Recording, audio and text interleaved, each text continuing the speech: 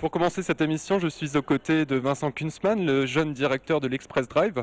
Alors on connaissait le drive pour les fast-food où on récupère son sandwich en voiture. Cela existe maintenant pour faire ses courses. Exactement. Donc aujourd'hui, on permet à nos clients de faire des courses sur Internet. Donc on leur prépare leur commande, ils commandent sur Internet et 2 heures après, on est capable de les livrer la commande dans leur coffre, dans leur voiture. Alors justement, comment ça fonctionne? Alors les gens sont sur Internet, font leur commande et viennent la récupérer ici? Alors on a 2 types de commandes possibles. La personne, alors le premier type, donc la personne commande sur Internet et 2 heures après, elle vient en voiture ici, elle se gare à une borne, elle nous notifie sa présence grâce à la carte Leclerc et ensuite on lui délivre sa commande dans son coffre environ 5 minutes après son arrivée. Le deuxième type de commande, c'est une borne de commande qui est ici, c'est en général pour les produits qui ont été oubliés. Donc la personne arrive tout simplement et décide donc des produits qu'elle veut sur un petit écran tactile. C'est la même interface graphique que sur Internet. Et ensuite, 3 minutes après, on leur délivre leurs produits dans leur coffre. Alors là, vous nous avez expliqué comment ça fonctionne pour le client, mais comment ça fonctionne pour vous ici? Comme vous le voyez ici, aujourd'hui on a 11 préparateurs qui travaillent, donc qui font le tour dans les rayons, donc à travers les allées, et qui sélectionnent tous les produits qui ont été choisis par nos clients. Donc grâce à un PTC qui est juste ici, ils vont passer dans les rayons et choisir les produits choisis par le client. Alors vous avez ouvert à la fin de l'été, il me semble que vous êtes déjà victime de votre succès? Un petit peu, oui, on a beaucoup de ruptures sur notre site. Aujourd'hui, effectivement, il y a eu énormément de commandes. Donc en termes d'arrivée de marchandises, c'est un peu difficile pour nous. Mais on va le réguler d'ici peu. Alors quel est votre public? Est-ce que les gens sont devenus paresseux ou il manque juste de temps? Non, c'est essentiellement des gens actifs justement qui travaillent et qui ont un peu autre chose à faire que traîner pendant 2 heures dans un hypermarché. Donc ils ont besoin de ce service de rapidité, on va dire. Et concernant le public, c'est quoi? Plutôt des actifs Alors, on pensait plutôt des jeunes actifs, mais aujourd'hui on a même des personnes âgées qui ont envie de découvrir le projet et qui sont assez au fait d'Internet et on est assez surpris justement en face de notre clientèle. Et bien d'ailleurs, on va leur demander à vos clients pourquoi ils ont choisi de faire leurs courses grâce à l'Express Drive.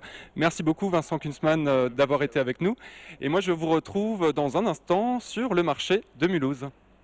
Alors expliquez-nous un petit peu pourquoi vous avez décidé d'utiliser l'Express Drive. C'est un petit peu de la fainéantise? Non, plutôt de la curiosité. Je voulais savoir comment ça marche et puis voilà quoi. Qu'est-ce qui vous a attiré? La rapidité, faire les courses de chez soi depuis Internet? Oui, la rapidité, je pense, oui. Ouais. Pour voir et puis bon, tout n'est pas sur le catalogue, donc on pourra toujours aller au supermarché. C'est la première fois que vous utilisez ce service Express Drive? Oui, j'avais envie de tenter l'expérience. Pour quelle raison? Un petit peu de fainéantise peut-être? Non, pas du tout. C'est parce que ma fille, depuis quelque temps, commence à se lever dans les caddies. Donc, c'est plus pratique pour moi que d'aller me promener dans un magasin. C'est un gain de temps alors pour vous? Oui, plutôt, oui. Et moins d'embêtement, vous faites vos courses depuis chez vous? Oui, et puis je change. Si j'ai des produits qui me restent à la maison, je peux changer sur le site et puis je vois la différence de prix qu'avant je ne regardais pas. Avant, je prenais les articles qu'il me fallait tout le temps et puis là, j'ai le temps de faire ma commande plus tranquillement. C'est plus facile pour gérer son budget alors? Oui, parce que d'habitude, j'ai toujours plus de 100 et là, j'ai réussi à avoir 100 €. Ça m'a étonnée d'ailleurs.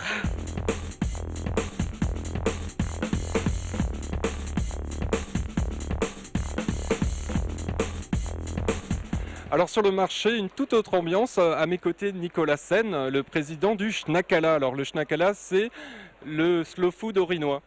Tout à fait, bonjour. Le Schnackala, c'est donc l'antenne locale orinoise de ce mouvement qui est né il y a 20 ans en Italie et qui a essaimé un petit peu partout à travers le monde, dans plus de 150 pays. Alors on l'aura bien compris, le slow food s'oppose au fast food, mais qu'est-ce que c'est le slow food?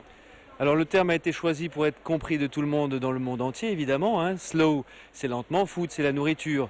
Donc aller un petit peu à l'opposé de la fast life qui nous pousse à aller un petit peu trop vite et à pas forcément réfléchir à ce qu'on met dans son assiette. Alors comment on peut bien réfléchir à mettre des bonnes choses dans son assiette? Alors tout d'abord, il faut un petit peu regarder autour de soi. Donc ce que nous prônons en particulier, nous, c'est essayer de se nourrir localement, donc faire appel aux producteurs locaux, à des circuits courts et pourquoi pas également à des produits d'origine et d'agriculture biologique.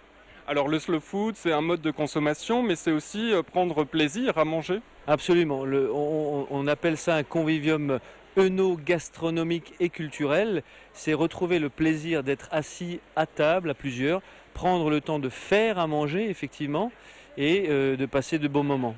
Alors l'antenne orinoise s'est créée cet été. Quelles sont vos actions? Alors il faut savoir que dans le Bas-Rhin, c'est les... Alors, dans le Bas-Rhin, c'est le grand frère du Schneekele, qui lui existe maintenant depuis un petit peu plus de 3 ans et qui nous a un petit peu mis sur la trace pour poursuivre sur ce département.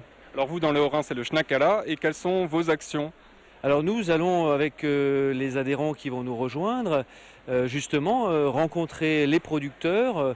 Prochainement nous irons notamment à Saint-Hippolyte visiter une ferme qui cultive du safran, donc la fleur qui permet de donner le safran. Nous avons à la fin de ce mois un atelier culinaire ici même où nous préparons ensemble des Fleischknacker, recettes typiques d'Alsace notamment, et nous irons rencontrer des producteurs de pommes par exemple, qui nous permettront de découvrir et de déguster des variétés anciennes de pommes en faisant appel notamment au conservatoire de l'écomusée. Et donc tout au long de cette année, rencontres, ateliers, découvertes, dégustations, les projets ne manquent pas. Alors Nicolas Sen, vous aimez bien manger. Je suis sûr que vous êtes aussi attentif à l'environnement. Absolument, je suis attentif à l'environnement, j'aime manger, j'aime également cultiver mon potager. Et là aussi, rien de plus simple pour tout un chacun. Si on dispose d'un tout petit peu d'espace, qu'un voisin peut même vous prêter, pourquoi pas, si vous êtes en appartement, de faire pousser quelques légumes lorsque c'est la période et ensuite de les transformer, de les travailler dans sa